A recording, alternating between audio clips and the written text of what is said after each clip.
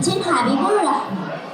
লোকটা শুধু পড়তে পড়ায়, দেখে নিতাম লাগলে টিভিতে মারতো খুশি, চোখ পাকিয়ে জোরসে ঠুসি, বাহু ঢুকে ফুলিয়ে ছাতি, বলতো আসুক বাঘ কি হাতি, আমি কি আর কারো ডরে ভাঙতে পারি লোহার কড়াই, শুনে সবাই কাঁদতে পারে, হিল লাগিয়ে থাকতো ঘরে। একদিন এক ভোরের বেলায় ব্যাপক লোকের ঘুম ভেঙে যায়, ঘর ছেড়ে সব বাইরে এসে বাড়িয়ে গলা দেখলো শেষে, ঢিলের পাশে বাঁধের গোড়া লোকটা কেবল পড়িয়ে বেড়ায়। ব্যাপার কি ভাই, ব্যাপার কি ভাই, ফুসফুসিয়ে বললো সবাই।